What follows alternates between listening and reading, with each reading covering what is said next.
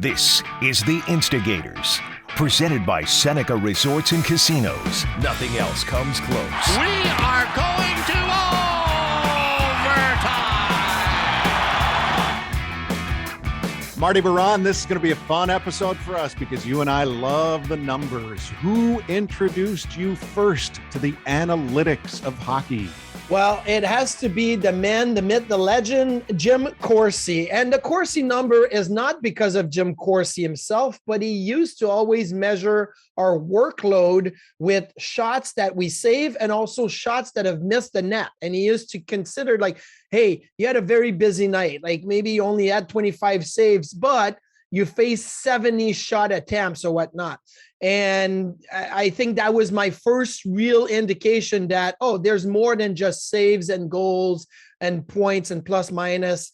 And so I'll give Jim Corsi a shout out when it comes to my first taste of analytics. Under general manager Kevin Adams, the Sabres have really invested in their analytical department. That is the focus of today's episode. And when you're serious about the game, bet on Buffalo at the only sports books in Western New York. Seneca Resorts and Casinos betting counters are open daily, and self-service betting kiosks are available 24/7 at all three locations. So whether you're visiting Seneca, Niagara, Allegheny, or Buffalo Creek, the Sports Lounge features the latest lines and multiple screens so you never miss a play. The Sportsbook at Seneca Resorts and Casinos, where the love of the game meets the thrill of the win.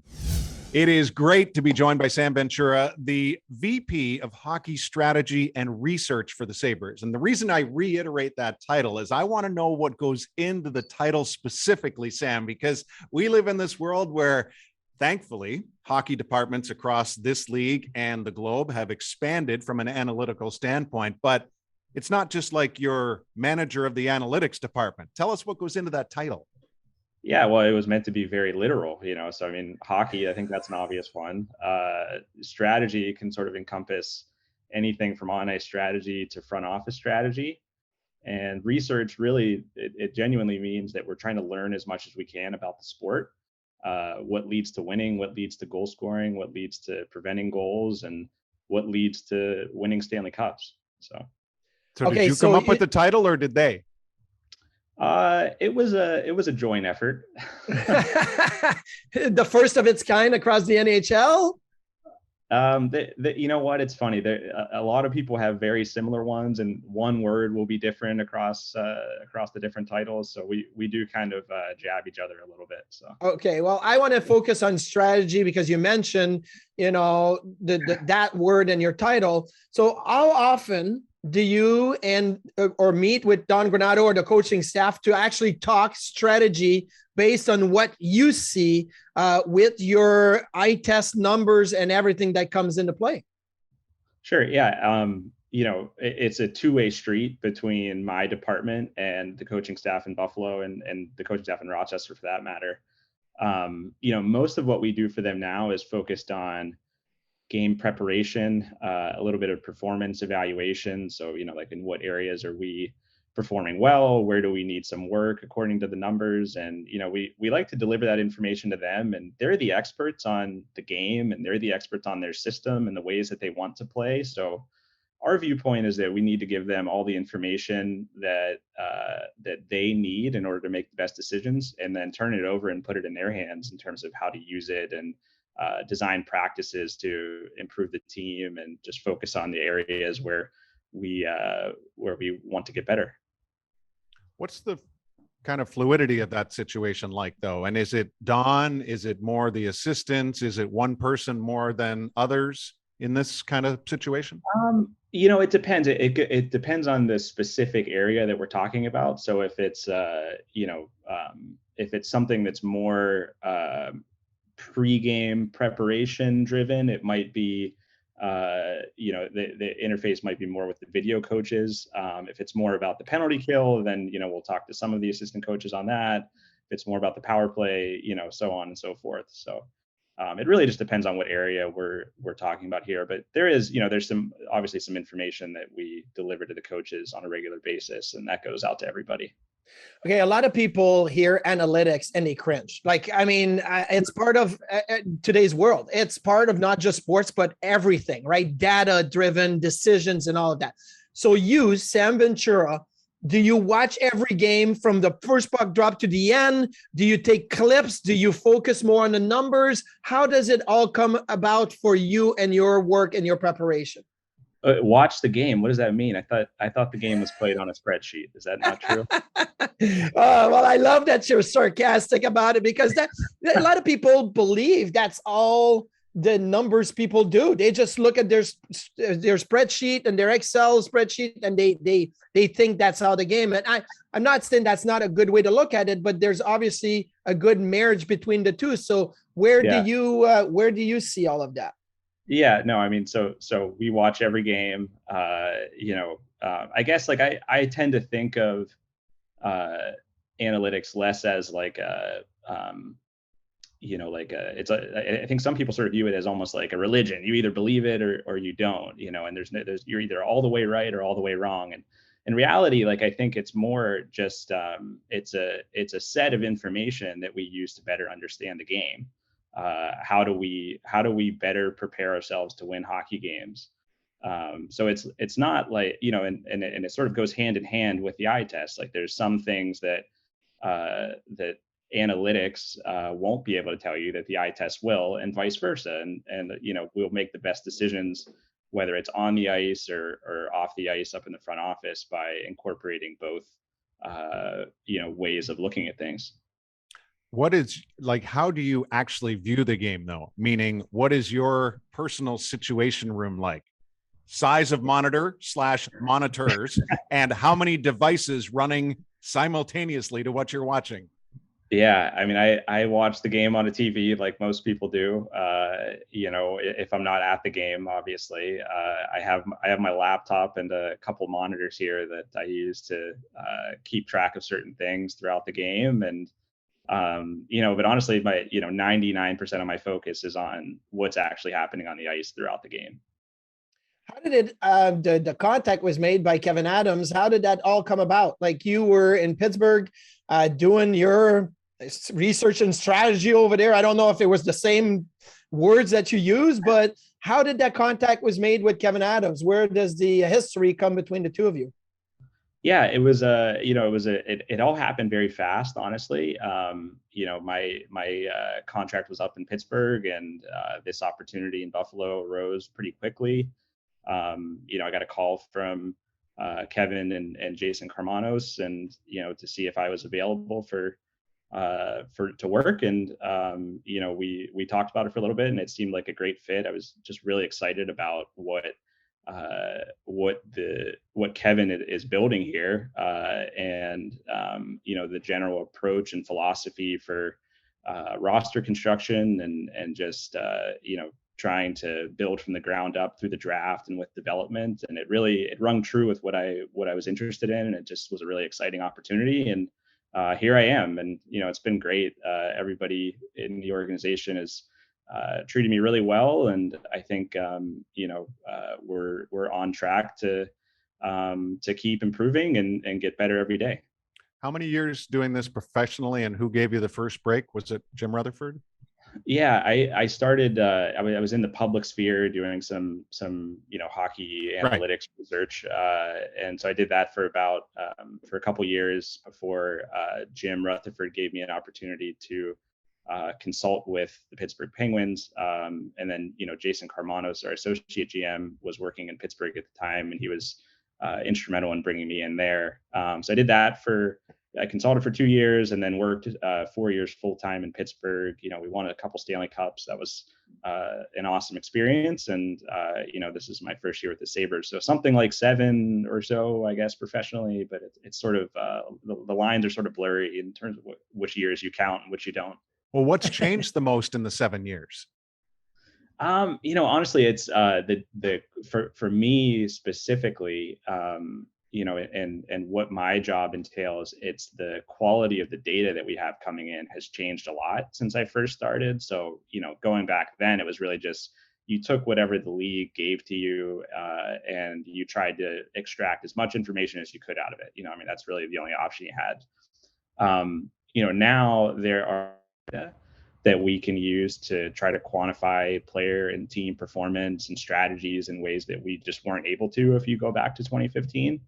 And then the league actually, just recently started providing teams with player and puck tracking data, which is essentially it's tracking, 20 times per second the exact location and trajectory of all the players on the ice. So you can almost imagine it like on a computer screen, there's little dots flying around the screen, and that's obviously a really exciting set of information for us because it allows us to really dig into more of the strategic aspects of the game and try to quantify, start to go beyond just quantifying general team performance and start to break it down into very specific areas.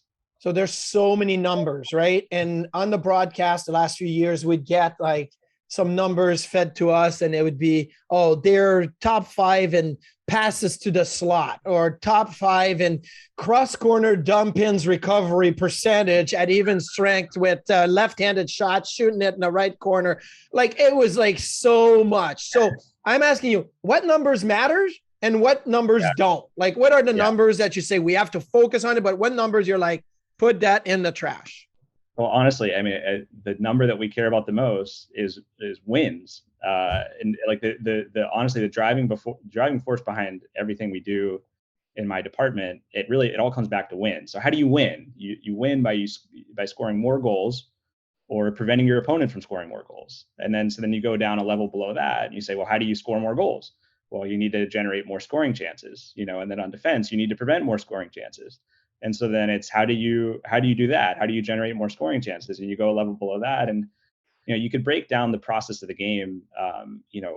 Every single piece is something that could potentially lead to a scoring chance for, or could potentially lead to a scoring chance against. And so we try to break down every piece of the game that's happening throughout the course of the game and try to quantify, the impact on game outcomes that we actually care about, like goal scoring and ultimately winning. But is hockey the least inexact science of the big 4 North American sports? I might use a slightly different phrase and say it's the most unpredictable. Yes, random. Right, a lot of random occurrences in hockey, right? I think it makes sense, right? We're playing. Our sport is played on ice with a rubber puck that gets shot around at 100 miles per hour. Like it's an inherently chaotic sport with stanchions that can send it in the puck in any different direction, and yes. So I think just because of that, because of the chaotic nature of the sport, it's always hard to predict what happens, but it actually makes my job more fun. And I actually think it makes it so that if you do hockey analytics well, you can really start to establish some competitive advantages over the rest of the league. And that's what we're hoping to build towards. One thing that I'm focusing on this year a little bit are expected goals for, expected goals against, and where that fits in your system, and also with your players and your goaltenders, if you're playing above what you're expected or below your expectation. But the one thing that Duffer and I talked the other day is, okay, so last week we played the Washington Capitals. If Alex Ovechkin takes a shot from the slot, it is giving a certain percentage that is expected to go in. But if somebody who has not scored, the amount of goals that Ovechkin has scored takes the same shot, it's the same value. How can we adjust that moving forward, that a player like Ovechkin gets a different value on a scoring chances compared to me taking a shot from the slot in the same position? Yeah, I mean, there are definitely ways to do that to account for how good the shooters are. So, I mean, just briefly, expected goals, it essentially it takes the things we know about each shot. So usually just where it was taken from and, so the angle of the shot, the distance to the goal, maybe information about if it was, say, on a breakaway or a 2-on-1 or something like that, and tries to tell you the chances that it would go in. And so if you think about that process, all we need to do is to start building in more information into that model to be able to get better estimates of the chances that it would go in. So, I mean, think of it from your perspective. Like, would you rather face a screen shot or an unscreened shot? Yeah, it would be unscreened and from Yeah, right. So 95 feet away possible. That would be good. Yeah, So. exactly. So if you can start to account for all the things that, the things that you're thinking about when you're playing in goal in the National Hockey League, and start to account for that in your models, then you can get better and better estimates of these expected goals numbers. Now, I mean, what's been done in the public, I think, is really good given the information that's out there. We obviously have some, like I said, sort of more granular data that allows us to, break down each shot into in more detailed ways that, ultimately, gives us better, at least I think, better estimates of the chance that each shot will go in. And quickly, Duffer, if you allow it. So if Don Granado after a game says, we played pretty good today, I felt like we had chances and it was a pretty even game.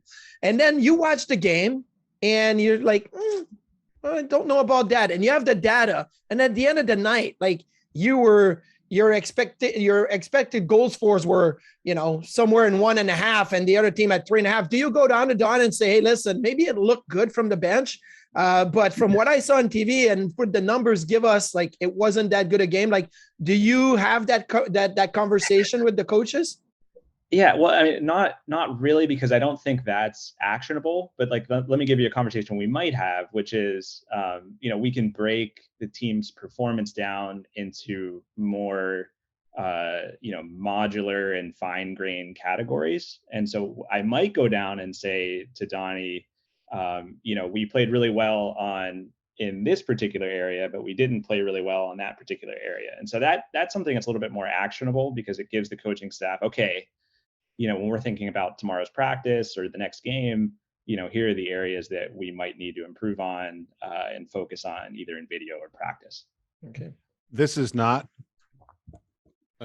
this is not your area of expertise, in the sense of, I'm not asking you to produce television or be a media and content provider, but what statistics, analytically speaking, would you like to see integrated more into league-wide presentations like local broadcasts, national broadcasts? Yeah, I think the things that I would be interested in are not things that most other people would be interested in, to be honest with you. But I guess I would say, I think about basic statistics like goals and assists. And the issue with goals and assists is that goals are rare, right? So like you don't, every time a player does something really well, it doesn't show up on the in the box score of this player had 2 points tonight, or this player had 0 points tonight. But if you think about it from the perspective of other players on the ice, there are tons of occasions throughout the game where your best player might set up one of his teammates for a high quality scoring chance. And, that doesn't show up on the score sheet unless the teammate converts on that chance. And so I guess like the things that I'm interested in are individual player performance that's sort of independent of the performance of the rest of your team, or independent of the performance of your opponent, because it starts to account for things like luck and, good bounces and bad bounces a little bit better. And which older mainstream stats would you like to see disappear? Duffer has an ulterior motive. I'll let you know. No, not at all. Well, I don't, on principle, I don't necessarily want to make anything disappear. But I think there's some that we can improve. So like one would be, so like think about takeaways and giveaways, which I think the analytics community really isn't a fan of these stats, and for good reason, because like something like giveaways, the players with the most giveaways are really just the ones who have the puck on their stick the most. And correct. So when you see the league leaders in giveaways, you're like, well, this is the NHL All-Star team. Like, this doesn't make any sense. But so I guess like I want to see stuff like that improved upon, as opposed to just removed entirely. So something as simple as just accounting for how often you're touching it, or accounting for where you're touching it on the ice, things like that, I think give you a little bit better perspective on which players are performing well and which ones aren't.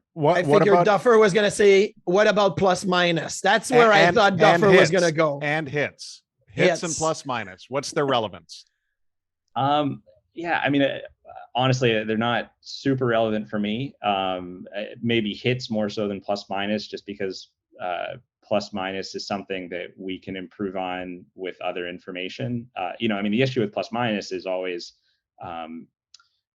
you might be a high plus player just because you play on a team with the best goalie in the league, who's not going to let in as many goals, or you might be a high minus player because you're a very good defensive player, but you're being put out there against the opposing team's top scoring lines. And so there's all these issues with plus minus that, unless you're accounting for, how a player is being deployed by his coach, who his teammates are, who his line mates are, all that kind of stuff, it's not going to give you an accurate picture of who that player is over the course of the whole season. Hits is interesting. I think hits are towing on the line of being a little bit more controversial here, but players who have more hits generally are ones whose team doesn't have. You can only get a hit if your team does not have possession of the puck, right? And so you have to be careful about how you use hits. So like where on the ice are they occurring might tell you something a little bit more about a player's effective physicality, as opposed to just throwing his body around unnecessarily. So, I believe that hockey is a physical sport and that competitiveness and physicality matter a lot, but they matter in specific ways and in specific cases. You shouldn't just hit someone just to hit them. You should hit them with the intention of separating them from the puck and regaining possession and turning the puck up ice and all that kind of stuff. So that's one, just in the NHL's data, a hit is a hit. It doesn't matter what happened afterwards. And so that's something where you can start to better break down a player's physicality when you start to account for some of the contextual factors. I have a quick follow-up to that, and then I have another one that I want to make sure I get to, but does it drive you crazy? Like, it drives me crazy how, like, we have, and I don't know if you have a better way to get hits statistics, but we basically have one person in the press box that presses a button when there's a hit, right? And you go to the Islanders or you go to another building and, Matt Martin with the New York Islanders will throw a hit and he will have 17 at the end of the night. And in Buffalo, there may be just 8 for the whole game. Like, how does that affect you in how you've used some of those stats with giveaways, takeaways, hits, and all of that? Yeah, I mean, I think that, the league has gotten a lot better with that kind of stuff over the years. Like, I think that was more of an issue when you go back, 5 or 10 years ago. But the league is honestly, they made a really good effort to put some policies in place to improve the discrepancies between rinks in terms of how things are scored. That said, obviously what we try to do is just use the most accurate information possible. So we do have some other sources that provide us with some of that information that might be subject to these, rink to rink differences across the league. And the real question I wanted to go to is more on the research side. So you talk about research as to where the game is going. And so we saw the other night, Trevor Zegras picks up the puck behind the net, flips it to Milano in front of the net. Like, the game is becoming so much more skilled than it ever was, faster than it ever was.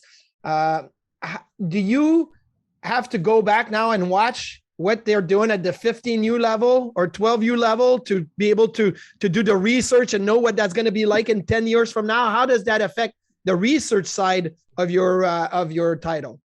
Yeah, it's a great question. I mean, honestly, if we had data on the 15U players, we would process it and we would try to figure out, at what rate certain skills are developed by players at those ages, and, what kind of things are useful for us to focus on as we're, identifying players for the amateur draft, for example.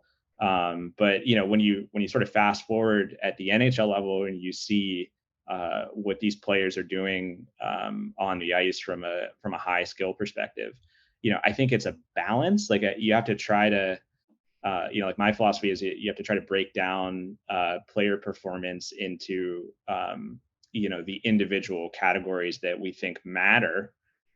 So, I'm not sure I would say, I wouldn't necessarily say like puck skill or stick handling skill or whatever you want to call it is more or less important than anything else. But I think like my goal is just to try to quantify it as accurately as possible, and then use that information to make better decisions. The one thing that I struggle with the most is trying to give proper context to everything that we're talking about. And so Marty gave that craziness of, statistical analysis before about cross corner dump ins, and we rank first in that on left-handed defensemen or whatever, things like that. But sometimes the entire scope of 32 teams is only separated by like a 2 percentage points. Like one team does it 15% well, and the last place team is at 13.2. So it makes me not want to focus too much on that. But, and then the other part of it is, like you mentioned, player tracking. So one of the quick things that came out was distance traveled and speed and things like that. But my problem, Sam, is if a guy's going 24 miles an hour, I don't know the context of the other 700 players in the league in that precise moment. Like, what would the difference be? Would the worst guy be 21? Would the best guy be 27? Or is everybody separated by 1 mile an hour at this point in time? Yeah, and honestly, like you're hitting a lot of really, really insightful points. Honestly, so the point you made about the difference between the best and the worst teams, according to certain metrics, like this is actually an actively studied area of sports analytics research. That like, how do you, how much value does a metric have when the difference between the best team or the best player and the worst team or the worst player is so small. So like that's something that even the best minds around the world are still, trying to figure out ways to deal with things like that. On the speed question, I think that's more of a presentation of the information question than anything. So like for me, like I think you hit the nail on the head. Like I always like to see where a player falls relative to his peers. So, because you could break down what you said even further, that, forwards are generally in better position to skate fast than defensemen are, because forwards are usually the ones who are, on the rush, carrying the puck through the neutral zone and, in situations where speed matters a little bit more. And so I would want to see it broken down by forwards versus defensemen, maybe even centers versus wingers, and maybe even by age. Like it would be cool to see, who's the fastest 35-year-old in the NHL or something. But do you think we'll get there NHL wise, or other, like it'll be sortable and stuff like that? That for sure. And that's just something that I think is just more it's just due to the fact that this information just became available to us, in the last, 18 months or so. And so, once we sort of figure out what information is most useful, hopefully the more of the focus goes towards, what's the best way to deliver it to fans and make it digestible for everybody, as opposed to just, the people who are behind the scenes like me. One of the biggest decision that Don Granato made this year was moving Tage Thompson to the middle of the ice and playing center. Let me ask you this. Was there any metrics that you saw that was like, ooh, that's interesting, that's going to be a good idea? Or, no, I don't know if that's going to work. Like, I like the thinking outside the box, but the metrics don't suggest that. Is there any metrics that you could pull before the move was made that was going to give you an indication? Yeah, honestly, I think that speaks more to Donnie's instinct for the game and just his knowledge of the players on his roster than anything. Okay. I think he knows his players really well, and he obviously saw something in Tage that he felt that a move to center would be suitable for him, and I think it's worked out really well. And so, yeah, I think the credit there goes to Donnie and the coaching staff. for identifying that and working with the players to make it work. Have you seen his puck possession numbers like go up from being on the wing to compare now being at center? Like, is there something that's better reflecting on Tage's game? Yeah, I mean, anytime you play the middle of the ice, you have much more opportunity to touch the puck, like particularly in the defensive zone. And I think that's something that he is specifically really good at, with his puck skill, getting those touches down low in the defensive zone. He can make plays, moving the puck up ice, and then, still being involved in the neutral zone and transporting the puck into the offensive zone. He's in such a better position now to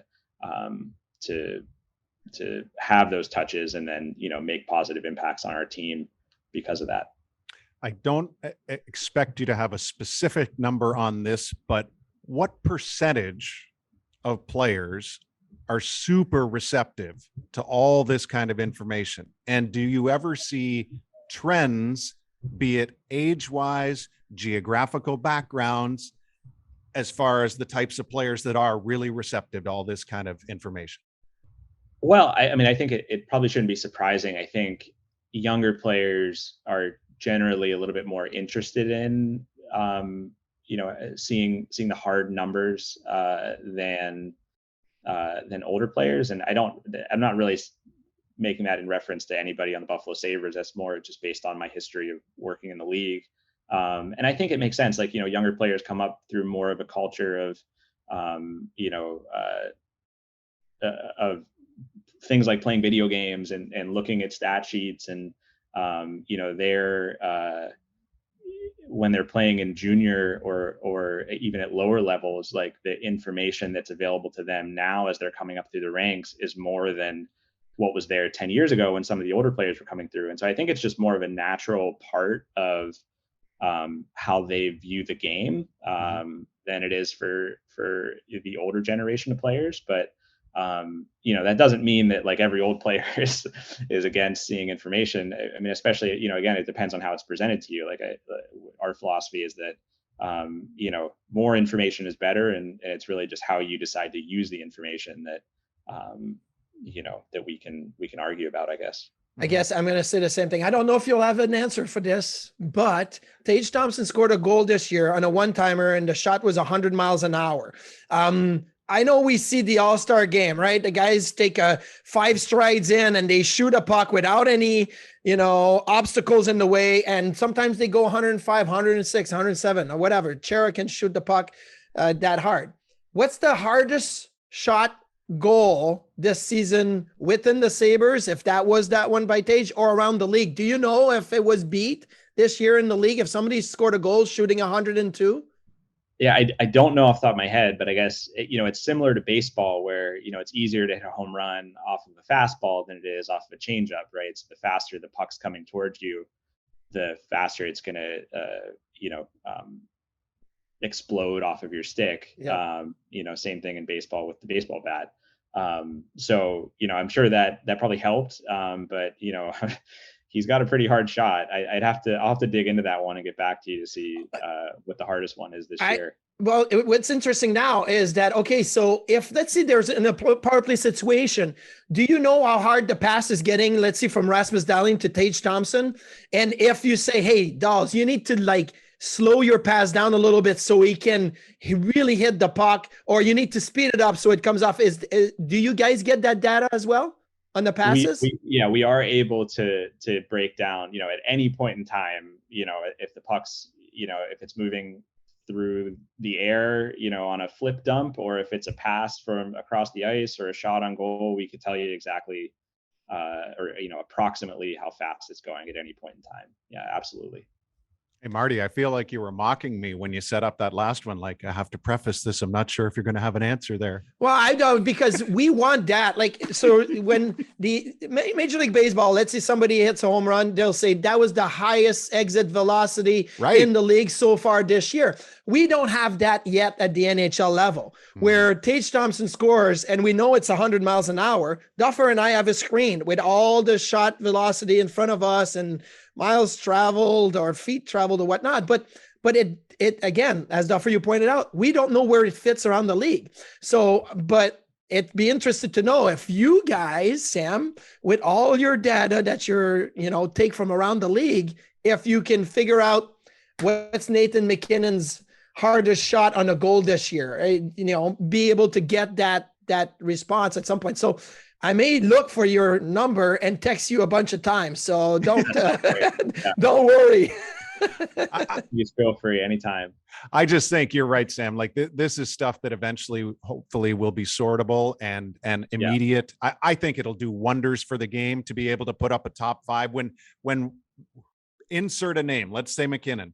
If he darts through the middle and all of a sudden you see the top 5, like he has now eclipsed Barzal and Crosby and McDavid for fastest, straight line speed up the middle, like that. That's where fans, I think, get hooked, don't they? Yeah, for sure. I guess I would just say 100 miles per hour is very fast when we're talking about shots. 24 miles per hour is very fast. I just want to reassure everyone, we're not. I'm not saying those are slow, but I agree. Like putting it in context is the most important thing, and that applies to every aspect of what I do and what we do as an organization, whether it involves numbers or not. Context is king, no matter where what aspect of the game you're looking at. So while you might appreciate everybody trying to incorporate analytics into discussion points in media, but do you cringe every now and again when you feel like analytical stuff is being used without proper context? I tend to have more of a positive outlook on it. Like I'm glad that people are making an effort and trying to bring more information to the average fan. I think it's a good thing. I think it's an investment, because there are people who will see that and then want to dig into it further. And I think that can only be a good thing, if you're sort of inspiring all fans to sort of look into the game and learn more about the game in any way that they can. How do you increase goal scoring in the NHL? Is it calling more penalties, slimming the goaltender's equipment, making bigger nets? Like, what do you, Sam Ventura, think would be a good way to increase goal scoring in the NHL? Yeah, well, I mean, you know better than anyone, goalies are too good these days, right? I mean, the goalie, how well they're coached coming up through the ranks. Like even the worst goalie in the NHL is still, an unbelievable talent. And so, unfortunately, there's not really a lot we can do about that. So we have to sort of, look to other areas. I'm not an expert on equipment, so I won't say anything about that. You would know better than I would. What I'm an expert on is what the data tells me, and the data tells me that more goals are scored on the rush than on the cycle. More goals are scored when in 4-on-4 situations or power play situations than at 5-on-5. And so if it is your goal to increase goal scoring around the league, like those would be the ways to do it, to try to put players in more positions to score those goals. So whether it be more power plays or just, generally a faster game, a more wide open transition game or something like that.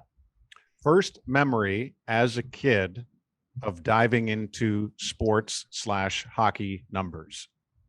That's a good question. I mean, I used to read the sports section with my grandfather in the morning, probably more looking at baseball stats, because the newspaper that I was looking at just had like you would open it up and it would have a whole page of just the box scores of every baseball game. And you just look at every single one and sort through it. And this is pre-internet. So like that, and you couldn't get that information anywhere else. I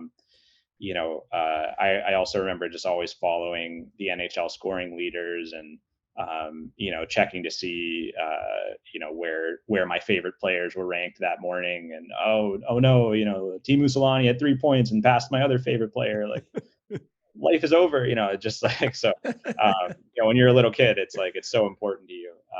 And so that's probably my first memory just off the top of my head. Yeah.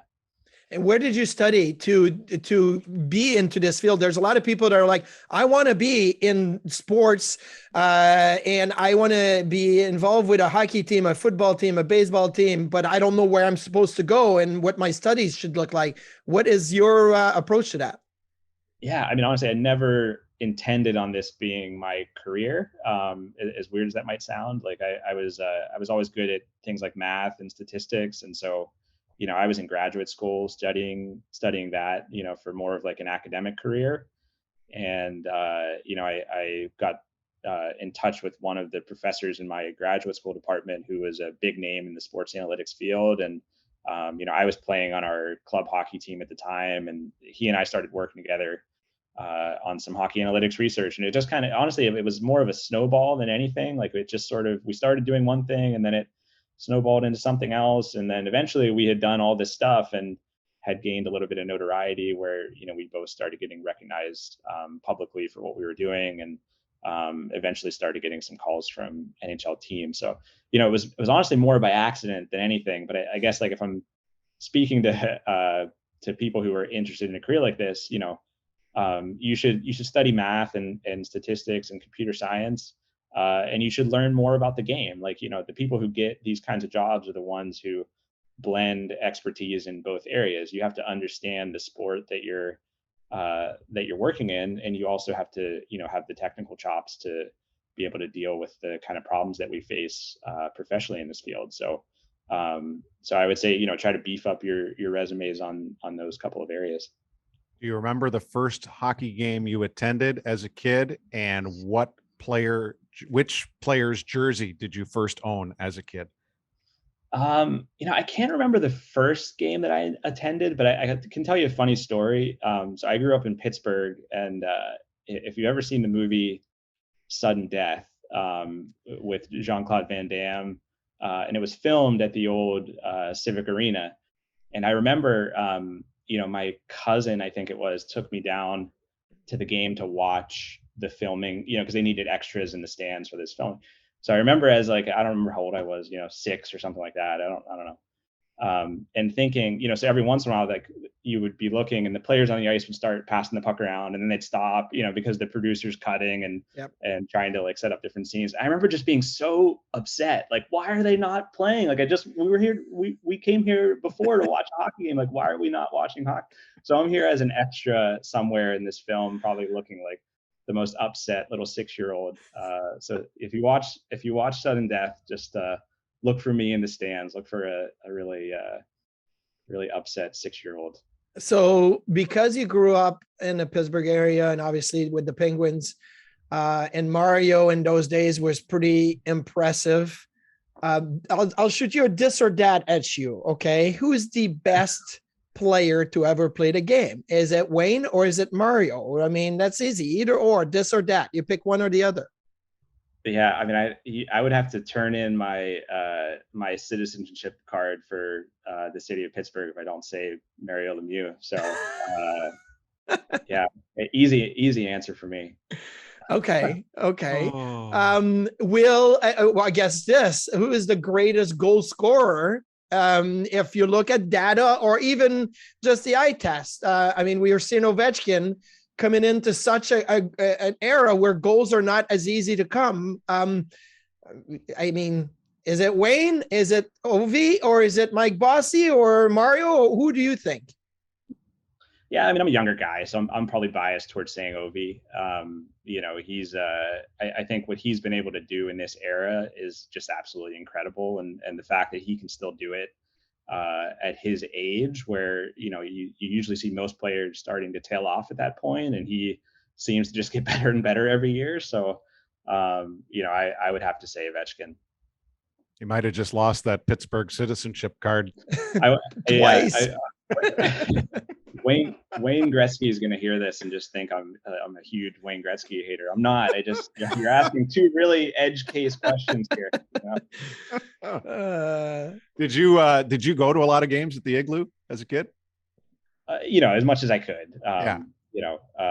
It was always like a birthday present would be, a pair of hockey tickets or something like that. And, so it was probably only a couple times a year. When I was in high school, my friends and I, put some money together and bought a season ticket plan, and we would split the season tickets. It was a little cheaper back then. But it was good. So I went to a ton of games as a kid. Yeah. I was thrilled that you mentioned Teemu Selanne just a few moments ago. Were there other, non-Pittsburghers that, just guys that you loved? Didn't have to be on your favorite team, just guys that were. He was definitely one of them. Probably like Pavel Bure. I liked him a lot. I mean, probably just the speed aspect of his game. I always played, NHL 94 and those kind of games. So like Sergei Fedorov was ridiculous in those games. And, there's, I don't know if you guys are aware of like the whole Cliff Ronning thing. Yeah. You remember Cliff, that he's his stats are kind of like inflated in one of those games where he ends up being this like, I think it's Cliff Ronning. Now my memory's starting to betray me. I might have it wrong, but there's some player. I remember when we played, we couldn't use Jeremy Roenick with the Chicago Blackhawks because he was too good. Like you couldn't knock him off the puck. He would hit you and you'd get hurt. It was just, we couldn't use Jeremy Roenick. So, but I remember Cliff Ronning was good. The Buffalo Sabres, the 94-95 edition of NHL Sega the Sabres were really, really good. So that was, that was my team. I picked the Sabres back then because they were really good. Yeah. Love it. And then honestly, I was a big Dominik Hasek fan. I liked the goaltenders. I never played goalie, but I just always, was a big fan of the best goalies and just was always really impressed by what they could do. Sorry, I'm not trying to pump your tires or anything here. I just no. I'm good. One more about numbers, and it's just popped in my mind because years ago you used to say about 90% of the goals were scored along the ice, right? You would always tell the players like you're a kid, you're 8, don't try to go bar down. Most goals, 90% of the goals are scored right along the ice or within 6 inches. Is that still true today? I don't know if the raw percentages are still, it's not 90%, but, I guess what I could tell you is, it depends where along the ice and where, like if you're shooting high, it depends where you're shooting. And that, Okay. Being able to pick your spot, I think is more important than focusing on, shooting at one particular area. I would agree with your advice to kids that they shouldn't be looking to shoot bar down every time. What they should be looking to do is be able to shoot accurately at any depth, at any height, anywhere on the net, to be able to pick your spot and add some deception to your shot is much more important than just being able to hit the crossbar or whatever. There's the research part. I love it.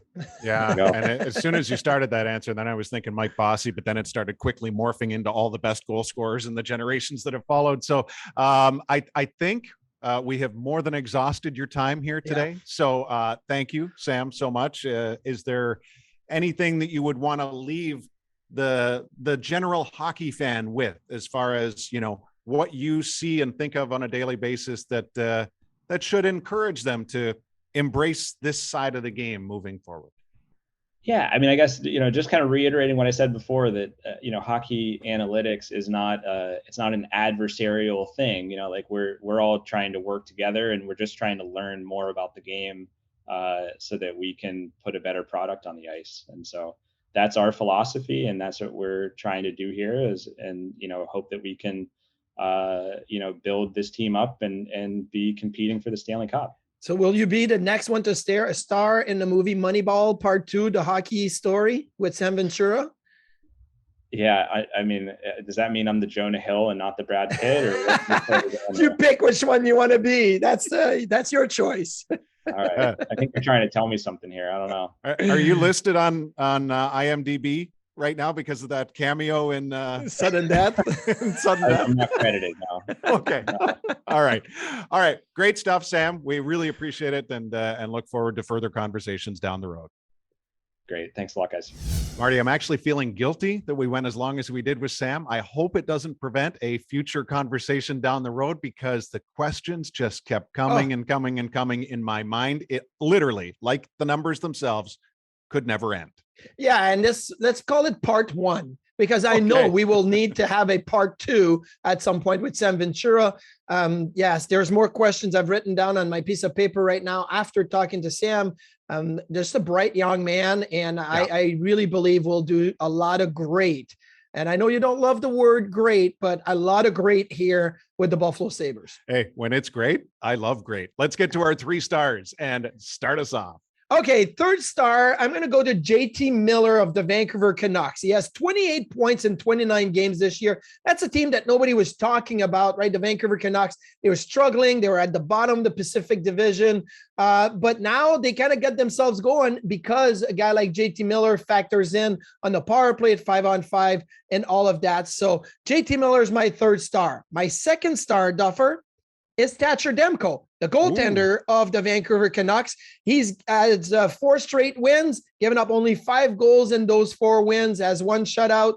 And he's been, listen, we all know they have a franchise goalie in Vancouver, and it's Thatcher Demko. That's why they moved away from Jacob Markstrom. But again, it was a slow start, and he's finally found his groove. And the first star for me this week, we'll stick with the Vancouver Canucks. It is Bruce. There it is. Bruce, there it is. Bruce Boudreau, who hates that song, by the way. The fans are chanting his name. He's 4-0 as we record this with the Vancouver Canucks. And his impact has been immediate with that team. Players are playing better. They feel a lot looser, and they're getting results. So got to give Bruce Boudreau a huge shout out. My first star this week. Yeah, Thatcher Demko has been so fun to watch. And by the way, we've also seen the renewal once again of Connor Garland. So Connor playing on a good team out there in Vancouver, at least in the small window, is nice to see. Because Sam Ventura was our guest, let's just say in Sesame Street fashion, today's episode is presented by the letter S. And I'm going to stick with that for the 3 stars, starting with Steven Stamkos.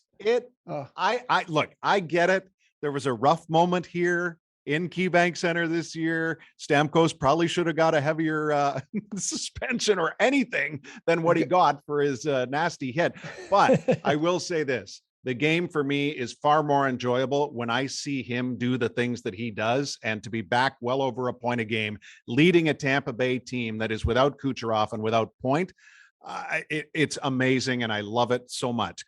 Chandler Stevenson of the Vegas Golden Knights. Honestly, this guy walked into an ideal setting.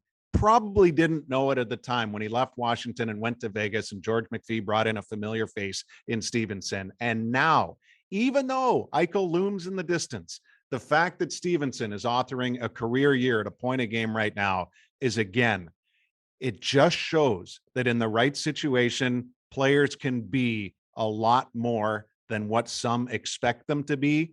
And he finds himself in a really good spot right now.